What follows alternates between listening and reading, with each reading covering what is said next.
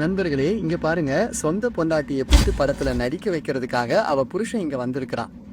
பொண்டாட்டிய வெளியே வெயிட் பண்ண சொல்லிட்டு பிட்டு படத்தோட டைரக்டர் புருஷன் கிட்ட பேசுறான். உன் பொண்டாட்டி பாக்குறதுக்கு கியூட்டா அழகாதான் இருக்கிறா. ஆனா காய்குண்டு இடுப்பெல்லாம் சுமாராதான் இருக்கு. பிட்டு படத்துல நடிக்கணும்னா காய்குண்டு இடுப்பெல்லாம் ரொம்ப பிரம்மாண்டமா இருக்கணும். அப்பதான் படம் பார்க்கிற ஆடியன்ஸ் நல்ல வெறித்தனமா கையடிப்பாங்க. சுருக்கமா சொல்லணும்னா இந்த பொண்ணை மாதிரி இருக்கணும். காய் குண்டு இடுப்பெல்லாம் எவ்வளோ பிரம்மாண்டமா இருக்கு பாரு. அதனால உன் பொண்டாட்டி இந்த விட்டு படத்துல நடிக்க வைக்கிறது கொஞ்சம் கஷ்டம்தான் அப்படின்னு இந்த டைரக்டர் சொல்ல புருஷன் சொல்றான். என் பொண்டாட்டி வாய் வயலையே ரொம்ப சூப்பரா செய்வா. தம்பி தொன்னிடையில போய் முட்டுனாலும் குமட்டாம தம்பிய வலிய எடுக்காம ரொம்ப அசத்தலா வாய் வயல செய்வா. நான் ஷூட் பண்ண இந்த சின்ன படத்தை இதை பார்த்துட்டு முடிவு பண்ணுங்க அப்படின்னு சொல்லி இந்த புருஷன் அவன் வீட்டில் எடுத்த ஒரு சின்ன படத்தை இதை இந்த டைரக்டருக்கு போட்டு காமிக்கிறான். வீட்டில் பொண்டாட்டி வாய்வையில் சஞ்சய் ஒரு படமாக எடுத்து இது இந்த டைரக்டருக்கு போட்டு காமிக்கிறான். இந்த வீடியோவை பார்த்து இந்த டைரக்டர் அப்படியே மிரண்டு போகிறான். என் வாழ்க்கையில இப்படி ஒரு வாய்வையிலேயே நான் பார்த்ததே இல்லைல. நீ சொன்னது உண்மைதான். இந்த மாதிரி வாய்வையிலேயே எந்த பொண்ணாயிலையும் செய்யவும் முடியாது. நான் எடுக்கிற அடுத்த படத்துல உன் பொண்டாட்டி தான் மெயின் ஹீரோயின் அப்படின்னு சொல்லி அடுத்த நாயில இவன் பொண்டாட்டியை வச்சு விட்டு படத்தோட ஷூட்டிங்கை ஆரம்பிக்கிறாங்க. புருஷன் முன்னாடியே கண்ணா பின்னான்னு ஷாட்டு போட்டு பழுத்து வாங்குறாங்க. இந்த படத்தை இதை எடுக்கிற டைரக்டர், ப்ரொடியூசர், கமராமன் அப்படி எல்லாரும் இவன் பொண்டாட்டியை வச்சு நல்ல வாய் வயல சஞ்சய் என்ஜாய் பண்றாங்க. அசிங்கமை இல்லாம புருஷனும் எல்லாத்தையும் பார்த்து ரசிக்கிறான். 1970 நடந்த உண்மையான கைதை. அந்த காலகட்டத்துல எந்த பிட்டு படத்துலையும் இப்படி தம்பிய தொன்னிட வைரக்கும் எடுத்து யாருமே வாய் வயல சஞ்சயதை இல்லையில. இந்த சம்பவத்தை முதல் முயற்சியா கண்டுபிடிச்சு ஆரம்பிக்கச்சது இவன் பொண்டாட்டி தான். அதனால இந்த பொண்ணு ரொம்ப ஃபேமஸ் ஆகி இவ கூட பிட்டு படத்துல நடிக்கிறதுக்கு நீரைய வரியனங்க லன்ல நிக்கிறானுங்க. அடுத்த சீன்ல உங்களை போட போறது நான் தான். நீங்க பாக்குறதுக்கு மில்கி பார் மாதிரி இருக்கீங்க. உங்களை விடிய விடிய பதம் பார்க்க போறேன்னு யோசிக்கும் போத என் தம்பி நட்டுக்கிட்டு வடிச்சு சிதறான். உங்களை செய்யும் போது எப்படி இருக்குமோ என்னால யோசிக்கவே முடியல அப்படின்னு இவ கூட நடிக்க போற ஒரு நடிகன் இவகிட்ட வந்து பசுறான். அப்படி தினமும் ஹீரோயினை வச்சு விதவிதமான ஆங்கிள் ஷாட் போட்டு கண்ணா பின்னான்னு படத்தை எடுக்கிறாங்க. முதல் தடவையா எல்லாரும் முன்னாடியும் இந்த மாதிரி படத்துல நடிக்கிறதால ஹீரோயினுக்கு வேற வட்கமா இருக்கு. ஏகமராவுக்கு பின்னாடி நின்னுகிட்டு புருஷனும் எல்லாத்தையும் பார்க்கிறான். ஷூட்டிங்ல நடுவுல பேரக் விடும்போது இந்த புருஷனும் பொண்டாட்டி கிட்ட வந்து இப்படி பண்ணு சல்லம், அப்படி பண்ணு சொல்லலாம் அப்படின்னு நிறைய டெக்னிக்கை சொல்லி கொடுக்குறான். ஷூட்டிங் நடக்கிற இடத்துல புருஷன் இருக்கிறது படத்தோட டைரக்டருக்கும் ப்ரொடியூசருக்கும் பிடிக்கவே இல்லை. அது ஏன்னா ஷூட்டிங் நடக்கும்போது இந்த புருஷன் இருந்தா நம்மளால இன்னும் ரொம்ப வெறித்தனமா ரொம்ப கில்மாவா ஆழமா இறங்க முடியாது அப்படின்னு டைரக்டரும் ப்ரொடியூசரும் பயப்படுறாங்க. அதனால என்ன பண்றாங்கன்னா, ஃபிலிம் ரோல் காலி ஆயிடுச்சு, நீ போய் வாங்கிட்டு வா அப்படின்னு சொல்லி புருஷனை ஒரு தூரமான இடத்துக்கு அனுப்புறாங்க. நம்ம இல்லாத போது நம்ம செல்லத்தை பிரிச்சு மேயறதுக்காக தான் இப்படி பண்றானுங்க அப்படின்னு புருஷனுக்கும் புரியுது. காசுக்கு ஆசைப்பட்டு வேற வழி இல்லாம புருஷனும் அங்கிருந்து போறான். புருஷன் இல்லாத இந்த டைமை நல்லா யூஸ் பண்ணிக்கிறானுங்க. படம் எடுக்கிற சாக்குல கண்டவனெல்லாம் ஷார்ட் போட்டு துடிக்க விடுறானுங்க.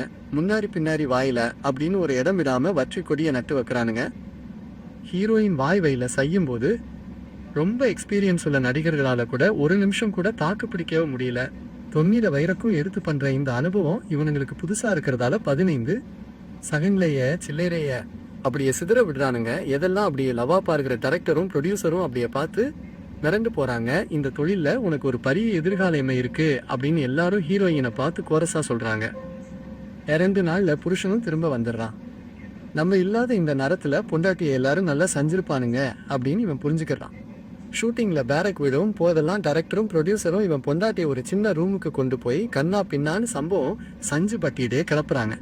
அவனுங்க 2 பேரும் போடுறது 10லன்னு கமராமன், லட்மன், டைரவர் அப்படின்னு அந்த சட்டில் யார் யார் இருக்காங்களோ எல்லாரையும் ரூமுக்குள்ள கூப்பிட்டு ஒரு முடியவை இல்லாம குந்தலக்கடி கும்மா சஞ்சு பாயாசத்தை தான் அவுட் பண்றாங்க. ரூம்ல இருந்து வர வரித்தனமான கில்மா சத்தத்தை புருஷனும் ஒண்ணு விடாம கடுறான். மனசாட்சியை இல்லாம சல்லத்தை பிரிச்சு மயறாங்க அப்படின்னு புரிஞ்சுக்கிறான். அதுக்கப்புறம் ஹீரோயினுக்கு பிட்டுப்படம் நடிக்கிற வாய்ப்புகள் சர மாதிரியா வருது. இவ்வளோ அக்கா பிரிக்கிறதுக்காக நிறைய விரியனுங்க போட்டி போட்டுக்கிட்டு வரானுங்க. அந்த டம்ல பிரபலமா இருந்த பிட்டுப்பட நடிகர்கள், டைரக்டர்கள், ப்ரொடியூசர்கள் அப்படின்னு அந்த தொழில கொடிகட்டி பறந்த நிறைய பரு ஹீரோயினோட வாய்வையில டெக்னிக்ல மயங்கி ஹீரோயின் கூட நடிக்கிறதுக்காக ரொம்ப வரியா இருந்தாங்க.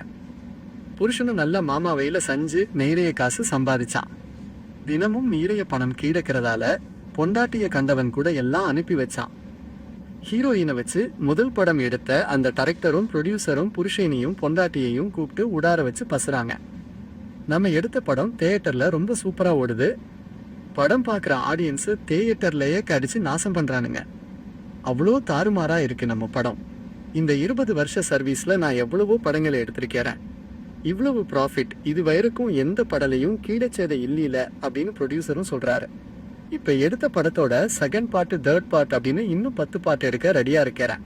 நீயும் உன் பொண்டாட்டியும் ஒய்க சொன்னா மட்டும் போதும். ஏற்கனவே கொடுத்த சம்பளத்தை விட டபுள் சம்பளத்தை தேரன். என்ன சொல்றீங்க அப்படின்னு இந்த ப்ரொடியூசரும் டைரக்டரும் கதப்புருஷனும் பொண்டாட்டி கிட்ட ஒரு வார்த்தை கூட கட்காம சரின்னு ஒத்துக்கிறான். நம்ம ஆடியன்ஸ் இன்னும் ரொம்ப வரத்தனமான முரட்டுத்தனமான சம்பவங்களை எதிர்பார்க்குறாங்க. அதனால இனியும் எடுக்க போற படங்கள்ல ரொம்ப புதுசான விஷயங்களை நம்ம டேர பண்ணலாம். ஆரம்பத்தில் கொஞ்சம் வலிச்சாலும் போக போக உனக்கு பழகிடும் அப்படின்னு இவனுங்க ஹீரோயினை பார்த்து சொல்ல இதை கேட்டு ஹீரோயின் அப்படியே மிரண்டு போறான். இந்த வரியனுங்க முதல் படத்திலேயே கண்ணா பின்னான்னு பண்ணதை நம்மளால தாங்க முடியல. இனியுமே நம்மளை வச்சு செகண்ட் பார்ட், தேர்ட் பார்ட் அப்படின்னு இன்னும் எடுத்து நம்ம கட்டையிலேயே நாரா கிழிக்காம இவனுங்க விட மாட்டாங்க போல இருக்கு அப்படின்னு யோசிக்கும் போது அவளுக்கு அப்படியே காங்கால்லாம் உதறுது.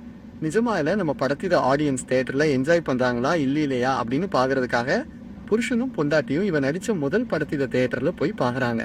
உண்மையாலேயே அந்த டைரக்டரும் ப்ரொடியூசரும் சொன்ன மாதிரி இவளோட படத்தை பார்த்து ஆடியன்ஸ் பயங்கரமா என்ஜாய் பண்றானுங்க.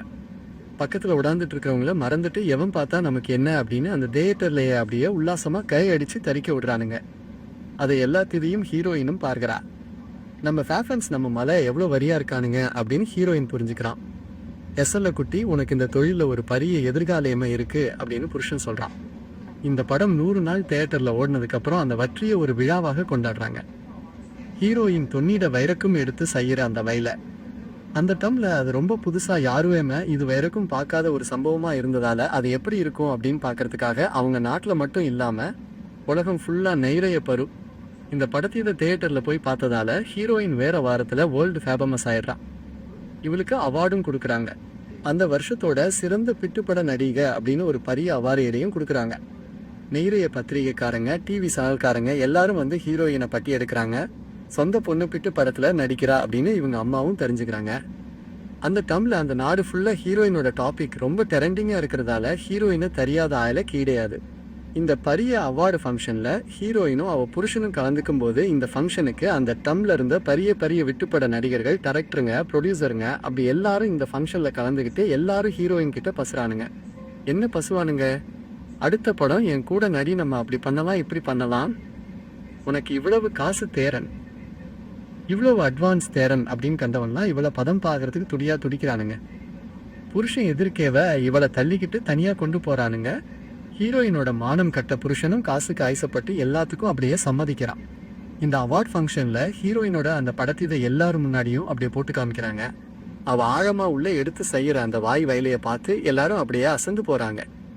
அந்த டம்ல அவங்க நாட்டுவேலைய நம்பர் 1 இருந்த ஒரு விட்டுப்பட நடிகன் ஹீரோயின் கூட தனியா ஒரு சீட்ல உடாந்துக்கிட்டு இந்த படத்தை பாருகிறான். அந்த மாதிரி படத்தை இவ கூட இப்படி உடாந்து தனியா பார்க்கும்போது இவன் சும்மா இருப்பானா? அவனால சும்மா இருக்க முடியுமா? என்னோட அடுத்த படத்துல நீதான் மெயின் ஹீரோயின், உன்னோட சம்பளம் இவ்வளோ அப்படின்னு சொல்லி அவளுக்கு நல்ல ஆயுசை காட்டி அந்த தியேட்டர்லயே வச்சு வாயில எடுக்க சொல்லி இந்த படத்தில வர மாதிரியே செய்ய வச்சு நல்லா என்ஜாய் பண்றான். இவன்கிட்ட தனியா மாட்டிக்கிட்டோம், இவரை வழி இல்லையில அப்படின்னு ஹீரோயினும் அவன் சொல்றதை எல்லாத்தையும் இவமே செய்யறான். மறுநாள் இந்த படத்தோட செகண்ட் பார்ட்டோட ஷூட்டிங்க ஆரம்பிக்கிறாங்க. ஹீரோயின் கூட நடிக்கிறவனுங்க கண்ணா பின்னான்னு ஷார்ட் போட்டு என்ஜாய் பண்றத புருஷனை ஒண்ணு விடாம பார்க்கிறான். உன்னோட நடிப்புல யதார்த்தமே இல்லையில, நீ இன்னும் கொஞ்சம் ரியலா நடிக்கணும் அப்படின்னு பொண்டாட்டி கிட்ட சொல்றான். சும்மா காசுக்காக மட்டும் மட்டர் பண்ணாம உன்னை போடுறவனை நீ ரொம்ப விரும்பி மட்டருக்காக நீ ஏங்குற மாதிரி சம்பவம் செஞ்சாதான் அது ஸ்கிரீன்ல பாக்குறதுக்கு சூப்பரா இருக்கும். அப்போதான் ஆடியன்ஸுக்கு அது பிடிக்கும். இல்லைன்னா எல்லாமே ஒரே ஆர்டிஃபிஷியலாக இருக்கும், செயற்கையாக இருக்கும். ப்ரொடியூசர் உன்னை நம்பி நிறைய காசு போடுறாரு, அதனால மேட்ரு பண்ணும்போது அது ரொம்ப யதார்த்தமாக இருக்கணும் பார்க்குறதுக்கு. மேட்டருக்காக நீ ரொம்ப இயங்குற அப்படின்னு ஆடியன்ஸ் புரிஞ்சுக்கணும். அப்போ தான் இந்த மாதிரி படங்களை பார்க்கும்போது ஆடியன்ஸ்க்கு ஒரே கிக்காக இருக்கும் அப்படின்னு புருஷன் பொண்டாட்டிக்கு நல்ல கிளாஸ் எடுக்கிறான். படத்தோட ஃபர்ஸ்ட் பார்ட்டு 100 நாள் ஓடுனா செகண்ட் பார்ட்டு 200 நாள் ஓடுது. அந்த வெற்றியையும் ஒரு விழாவாக கொண்டாடுறாங்க. இனிமே எடுக்க போற பார்ட்ல ஒரு 4-5 பேர் கூட ஒரே நேரத்துல செய்யற மாதிரி எடுக்கலாம். வேற யாராவது அதை எடுக்கிறதுக்கு முன்னாடி நம்மளே அதை முதல்ல எடுத்துடலாம் அப்படின்னு இவனுங்க பசுரைதை கட்டி ஹீரோயின் அப்படியே மிரண்டு போறா. வேறு நேரத்துல எப்படி 4-5 பேரை சமாளிக்கிறது அப்படின்னு யோசிக்கும் போது அவளுக்கு அப்படியே கால்லாம் உதறுது. பொண்டாட்டியோட ஓய்வு பணத்துல புருஷன் நல்லா என்ஜாய் பண்றான். புது கார் வாங்குறாங்க. அந்த நாட்டுவிலேயே ரொம்ப காஸ்ட்லியான ஒரு இடத்துல வீடு வாங்குறாங்க. அப்படி இன்னும் நிறைய விஷயங்களை வாங்கி வாங்கி வாழ்க்கையை ரொம்ப சொகுசா என்ஜாய் பண்றாங்க. ஹீரோயினுக்கு ஞாயிற்றுக்கிழமை கூட ரெஸ்ட் கொடுக்காம தினமும் 2-3 பிட்டு படத்துல நடிக்க வைக்கிறான். புருஷனுக்கு எவ்வளவு காசு கிடைச்சோ அவனுக்கு அது பத்தவே பத்தல. இவளை எந்த அளவுக்கு யூஸ் பண்ண முடியுமோ அந்த அளவுக்கு மேக்சிமம் யூஸ் பண்ணிக்கிறான். அழகும் இந்த வயசும் போறதுக்கு முன்னாடி நல்ல காசு பார்க்கணும் அப்படின்னு சொல்லி கண்ணா பின்னான் வயல வாங்குறான். ஹீரோயினை வச்சு படம் எடுக்கிற இந்த ப்ரொடியூசர் கிட்ட அவ புருஷன் நிறைய காய்ச்ச கைட வாங்குறான். இன்னும் 10 வருஷத்துக்கு என் பொண்டாட்டி உன்னோட ப்ரொடக்ஷன் கம்பெனி எடுக்கிற படங்கள்ல மட்டும்தான் நடிப்பா அப்படின்னு ஒரு கான்ட்ராக்டை சன் பண்ணிக்கிட்டு இந்த ப்ரொடியூசர் கிட்ட நிறைய அட்வான்ஸ் பேமெண்ட்டை வாங்கிக்கிறான். பொண்டாட்டி கேட்க தெரியாம இந்த காய்ஸை வாங்கிக்கிட்டு புருஷன் அவனுக்குன்னு ஒரு அக்கௌண்ட்டை ஓப்பன் பண்ணி அதுல போட்டு ரொம்ப சொகுசா வாழ ஆரம்பிக்கான். ஹீரோயினுக்காக தெரியாம புருஷன் இவளை 10 வருஷத்துக்கு இந்த ப்ரொடியூசருக்கு அப்படியே லீஸ்ல விடுறான். ஒரு நிலத்தீத லீஸ்ல விடுற மாதிரி வரிசையா இவங்க எடுக்கிற படங்கள் எல்லாமே ரொம்ப சக்சஸ்ஃபுல்லா ஓடுது. தியேட்டர் எப்போவுமே ஹவுஸ்ஃபுல் தான். அந்த காலத்துல மொபைல், நெட்டு, சிடி, கெசட் இதெல்லாம் இல்லாததால பிட்டு படம் பார்க்கணும் அப்படின்னு ஆசை உள்ளவங்க இப்படி தியேட்டருக்கு வந்து தான் பார்த்தாகணும். அந்த நாட்டில் ஹீரோயினுக்கு ஒரு பெரிய ரசிகர மன்றேம உருவாகி நம்ம ஊர்ல அந்த காலத்துல ஷக்கீலா படம் வந்தா எல்லாருமே தியேட்டர்ல போய் கொண்டாடுற மாதிரி ஹீரோயின் நடிக்கிற படங்கையில மினிமம் 200 நாளாவது தியேட்டர்ல ஓடாம விடவே மாட்டாங்க. பொண்டாட்டியோட படம் எந்த தியேட்டர்ல ரிலீஸ் ஆனாலும் புருஷனும் அந்தந்த தியேட்டருக்கு போய் ஆடியன்ஸா உடாந்து பார்க்கிறான். ஒரு சீனிலையும் ஆடியன்ஸ் எப்படி ரியாக்ட் பண்றாங்க, அவங்க என்னெல்லாம் ஆசைப்படுறாங்க, அடுத்த படங்கள்ல என்னெல்லாம் பார்க்க விரும்புறாங்க அப்படின்னு ஒரு நோட்ஸை எடுத்துக்கிட்டு இனியுமே எடுக்க போற படங்கள்ல பொண்டாட்டியை வச்சு இதை எல்லாத்தையுமே செய்ய வைக்கணும். படம் பார்க்குற ஆடியன்ஸை நல்லா திருப்திப்படுத்தணும். இவளை வச்சு கோடி கோடியா சம்பாதிக்கணும் அப்படின்னு கனவு காண்றான். ஆனா புருஷனோட இந்த கில்மாவான ஆசைகள், அவனோட இந்த கவலமான திட்டங்கள் இது எதுவுமே பொண்டாட்டிக்கு தெரியாது. அப்பா அம்மா கூட பசி ரொம்ப நாள் ஆச்சு அப்படின்னு யோசிச்சு தரியாத்தனமா ஹீரோயின் வீட்டுக்கு ஃபோன் பண்றான். போயின்னு எடுக்கிறது அவங்க அப்பன். இந்த வயசான அப்பா வீட்டில் உடாந்து நியூஸ் பேப்பர் படிக்காம சொந்த பொண்ணு நடிச்ச பிட்டு படத்துல தியேட்டர்ல போய் உடாந்து பார்த்துருக்கிறான். உயரெல்லாம் நம்ம பொண்ணு ரொம்ப ஃபேமஸா இருக்காத, அப்படி என்னதான் இந்த படத்துல இவ செஞ்சிருக்கிறா அப்படின்னு தெரிஞ்சுக்கிறதுக்காக அந்த கியூரியாசிட்டிக்காக ஹீரோயினோட அப்பாவும் ஹீரோயின் நடிச்ச பிட்டு படத்துல தியேட்டர்ல போய் உடாந்து பார்த்துருக்கிறாரு. பொண்ணு தொண்ணிட வயிறுக்கும் எடுத்து பண்ற வாய் வயலையை பார்த்து இவங்க அப்பா அப்படியே கலங்கி போயிட்டாரு. நானும் உன் படத்துல தியேட்டர்ல போய் பார்த்தேதமா அப்படின்னு வடையமே இல்லாம இந்த அப்பா சொந்த பொண்ணுக்கிட்டே சொல்றாரு.